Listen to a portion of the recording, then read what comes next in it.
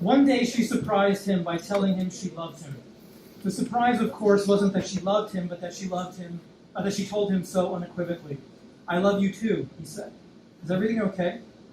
"We don't say it enough," she said. "We say it in our own way. I want to start saying it like everybody else does." "You've never done anything like everybody else does," he said. When they were in college, she would drink wine and beer through a straw.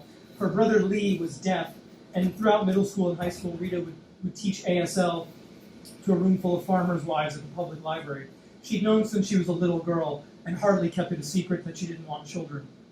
Her pastor, when she was growing up, would guarantee her that her mind would change as she got older, would remind her that we were commanded in Genesis to multiply and replenish the earth. But from one person to another, he'd say, "Kids were just plain fun. They made you feel young again." To which she would say she never planned to stop feeling young. Once, an English teacher who'd assigned the class to write stories about their future families asked why there were no kids in hers. "I don't want any," she said. "Why not?" "Why should I?" "Well, if you keep up that attitude," the teacher said, "you may just get your wish."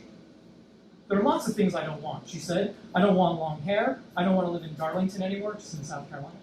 "Why are children the only one I have to explain? I've never met a woman who wasn't made better by her children." "You've never met my mother." Rita didn't believe in microwave popcorn either, or microwaves generally. Popcorn was popped on the stove, in a Dutch oven, with bacon grease and cinnamon sugar, or it wasn't popped at all. She had a theory about flowers. They had personalities, each of them. Most roses were brooding, unapproachable, the wounded veteran rocking on his front porch. Camellias were the homemaker down the street whose constant cheeriness is as maddening as it is impressive. Bluebells, the poet laureate who drinks too much. Trout lilies, the old British schoolmarm with lipstick on her teeth. Columbines, the friend you know and love but would never call for help. Bill had once asked her what kind of flower he was. A black rose? She told him affectionately that those weren't real, that he watched too much television. "Some people aren't flowers," she said, studying him. "Some are plants or trees. Very few are trees. With you, I'd say you're either a St. John's wort or a cactus." He couldn't say why exactly, but he found this incredibly funny. New section. They were 3 years into her diagnosis, and according to the doctors, she would be dead before Christmas. She'd recently been having trouble swallowing solid food like pancakes or tuna fish sandwiches, so Bill asked the doctors about a good protein powder and blended things for her. She drank through a straw. In place of her pills, which she could no longer swallow, the doctor prescribed an oral suspension called Zoldexa, which he sprayed into her mouth twice a day with a syringe. Over the course of about 3 months, Rita lost 18 pounds. She was already a petite woman, long limbs, neck like the stem of a wine glass.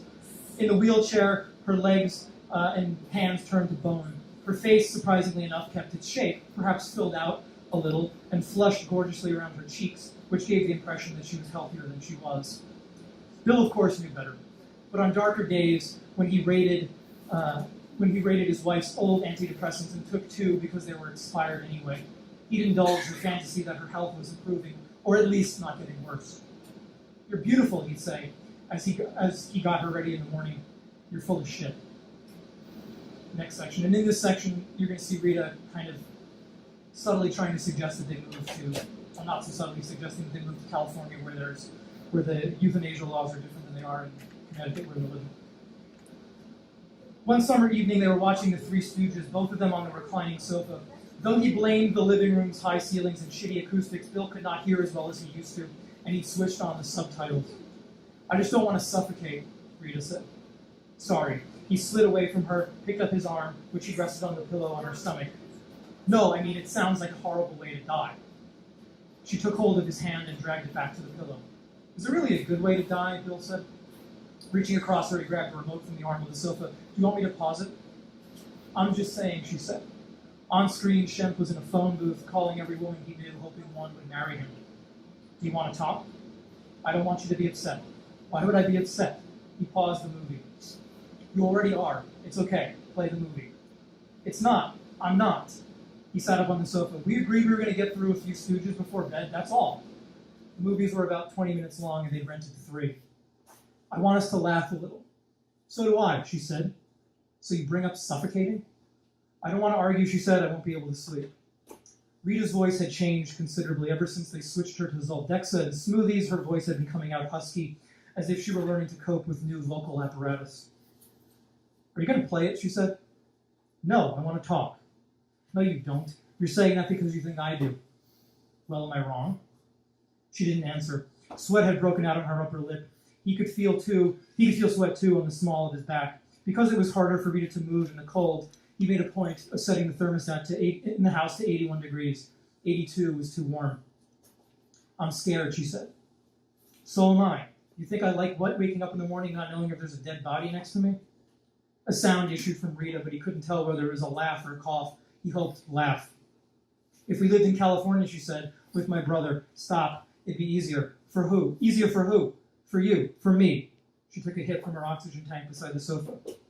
I see what I'm doing to you, she said. I don't want to do it anymore. You're not doing anything to me. Do you still think I'm funny? Of course I do, he said. That's what I'm talking about. What? I've made you into a liar, she said. You'd never tell me something just because you felt that's what I wanted to hear. I fell in love with you because you were a good-looking ball player and you didn't lie to me. Now that's all you do. You lie to keep me happy, but I'm not happy. I told you I was scared that I would suffocate. I'm sure you're sitting there ready to tell me that all the websites you've read say not to worry, that I should really worry about falling, hitting my head, and getting a blood clot. She was right. Since at least the purchase of her cane, Bill had found it impossible to be visibly angry with Rita, to touch her in any way that wasn't perfectly loving. He'd yelled at her plenty of times when they were young and put his hands on her once or twice when alcohol was involved. But now when the feelings rose up in him, and Lord knows they did, a week wouldn't pass that he wouldn't think about ending one or both of their lives. He'd go to the Lazy Susan in the kitchen with a head full of steam and wash down an expired Lexapro. Placebo effect or not, the stuff worked. Well, he said, if you want the truth, yes. Yes, the odds are you're going to suffocate. Okay, I've read some websites, and some of them say there's an even chance you'll die in your sleep, but most are not that optimistic. He was breathing heavily, as if his body had to catch up to what he said. Rita thanked him for telling the truth. That's why I want to move in with Lee, she said, as soon as we can. Thanks.